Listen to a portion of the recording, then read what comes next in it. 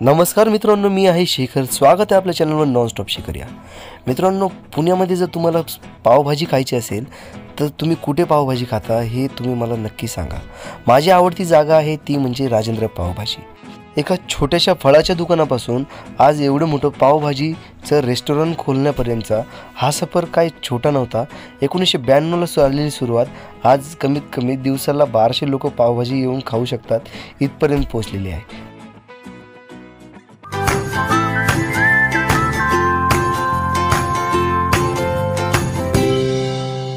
जर पावभाजीचं नाव घेतलं तर पुण्यामध्ये सगळ्यात फेमस पावभाजी कोणती असेल तर सगळ्यात पहिल्यांदा एकच नाव आठवतं, ते म्हणजे राजेंद्र पावभाजी. 1992ला स्टार्ट केलेलं एक छोटंसं दुकान. पहिल्यांदा फळाची गाडी असायची आणि नंतर त्यांनी ह्या गाडीचं रूपांतर एक ज्यूस बारमध्ये आणि एक पावभाजी सेंटरमध्ये उभं केलं.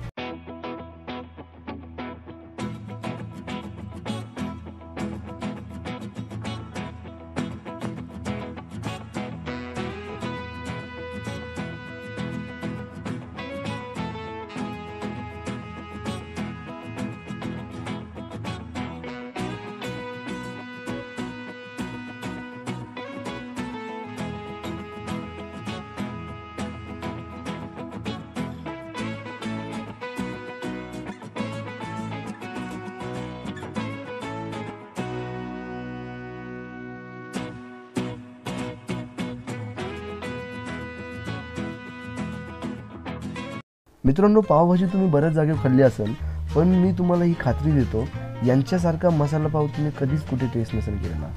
एकदम ओरिजिनल अमूल बटरमध्ये बनवल्या जाणाऱ्या ह्या सर्व गोष्टी तुम्हाला नक्कीच मन लुभावून सोडणाऱ्या असतील.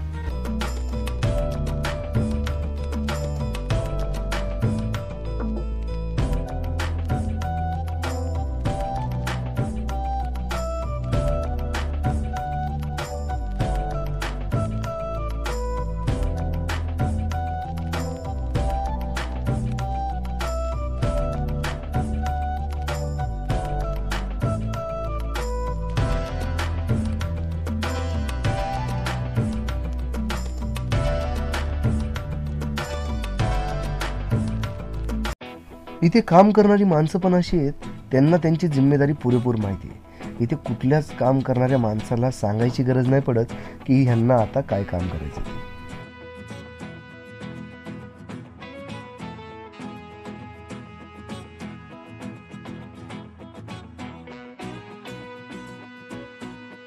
मित्रांनो, मला जेवढी त्यांची पावभाजी बनवायची स्टाईल आवडली तेवढीच जास्त मला त्यांची मसाला पाव बनवायची पण स्टाईल आवडली. मित्रांनो, तुम्हाला मसाला पाव यांचा नक्कीच आवडेल. एक मी छोटीशी झलक पाठवली आहे तुम्हाला त्या मसाला पाव बनवतानाची, ती तुम्हाला नक्कीच आवडेल. तर पाहूया आपण मसाला पाव हे कसे बनवतात.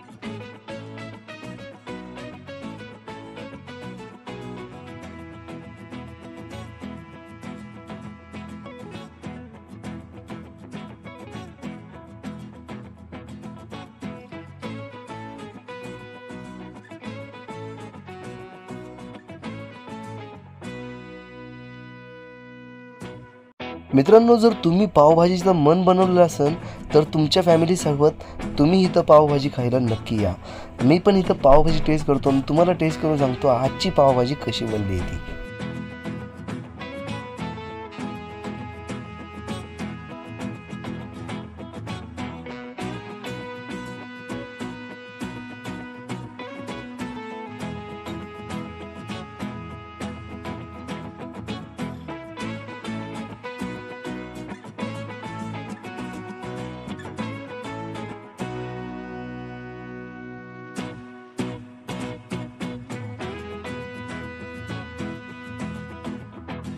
मित्रांनो, हा व्हिडिओ पाहून तुमच्या तोंडाला नक्की पाणी सुटेल आणि हा व्हिडिओ पाहताल तर नक्की तुमचं पावभाजी खायचं नाही. जास्त वेळ न घालवता मी पावभाजी टेस्ट करायला घेतली.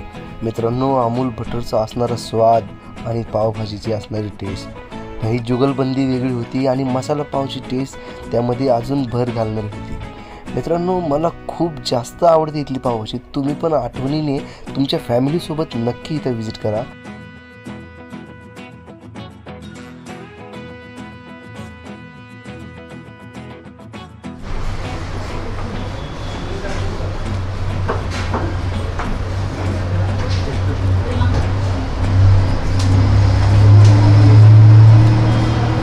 कसे पावभाजी?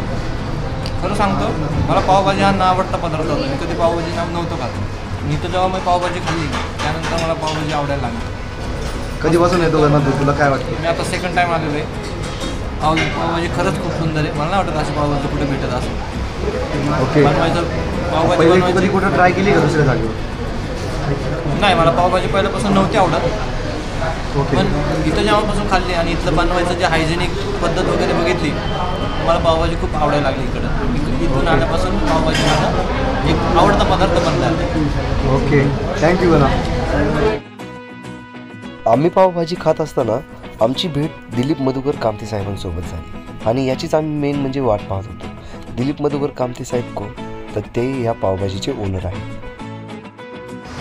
सर नमस्कार. नमस्ते. आमचा वडिलांचा, ओके, आई वडिलांचा फळांचा व्यवसाय आहे. फळांच्या व्यवसायात जी काही फळं वेस्टेज जायची, ओके, तर काय चालू करावं, समोर काही हॉस्पिटल होतं, ओके, म्हणून ज्यूस बार टाकायचा असा निश्चय केला. ओके. त्या दिशेनं आम्ही 250 स्क्वेअर फीटचं पहिलं शॉप घेतलं. 250 स्क्वेअर फीटचं पहिलं शॉप घेतलं. तिथे आम्ही ज्यूस बार टाकायचं ठरवलं. ज्यूस बार फक्त पूर्ण वेळ चालवायचा, तर त्याला कनेक्टिंग असा पावभाजी ज्यूस बार असा शब्द मिळाला. ओके. म्हणून आम्ही पावभाजी, त्याच्या अगोदर आम्ही पावभाजी टेस्ट सुद्धा केलेली नव्हती. ओके. कधीच टेस्ट पावभाजी कशी बनवतात माहीत नव्हती. अच्छा. आणि आम्ही तो निश्चय केला की याची सुरुवात कशी झाली, म्हणजे कुणाकडून झाली? तुम्ही स्वतःच बनवायची? हो, नाही, आमचे बंधू बनवायचे. आमचे बंधू, ओके, रवींद्र कामते, ते स्वतः बनवायचे. ओके. राजेंद्र नाव ठेवायचं कारण काय? आमच्या बंधूंचंच नाव आहे. बंधूंचंच नाव? हो, ओके, आमच्या बंधूंचं नाव आहे. तर मग पावभाजी, मग आम्हाला पावभाजी तिथं चांगला रिस्पॉन्स मिळाला. वाढत आता आम्ही आज जवळजवळ 1500 स्क्वेअर फीटमध्ये गेलो. अच्छा, खूप चांगली गोष्ट. खूप.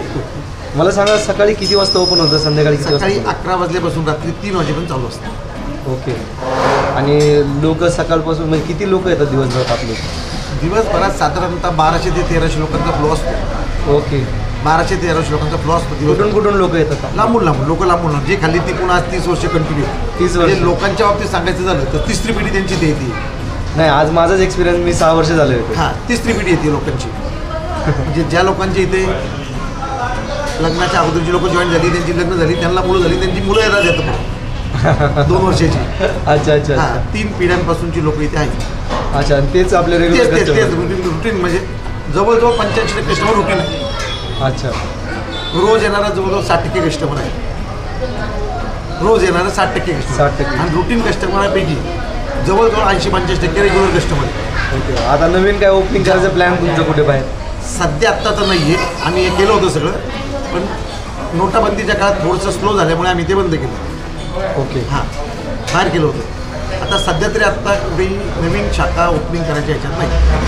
इथेच बऱ्यापैकी व्याप्ती वाढवलेली आहे. ओके. हो. इथेच 5-6 शॉप एकत्र करून आम्ही इथं केलेलं आहे. छान वाटलं तुम्हाला भेटून आणि तुम्हाला तुमच्या पुढच्या बिझनेससाठी आमच्याकडून हार्दिक शुभेच्छा. धन्यवाद सर, थँक्यू. तर मित्रांनो, आजचा व्हिडिओ तुम्हाला कसा वाटला ते तुम्ही कमेंट बॉक्समध्ये नक्की सांगा. आणि जर तुम्हाला अशाच काही गोष्टी बऱ्याचशा पुण्यातल्या माहिती असतील त्या पण तुम्ही कमेंट बॉक्समध्ये नक्की शेअर करू शकता. मित्रांनो, तुम्हाला जर व्हिडिओ आवडला असेल तर लाईक, शेअर, कमेंट करायला विसरू नका. आणि चॅनलवर जर पहिल्यांदा व्हिजिट करत असाल तर सबस्क्राईब करायला पण विसरू नका. आपण भेटूया अशाच पुढच्या व्हिडिओमध्ये. चला मित्रांनो, बाय बाय.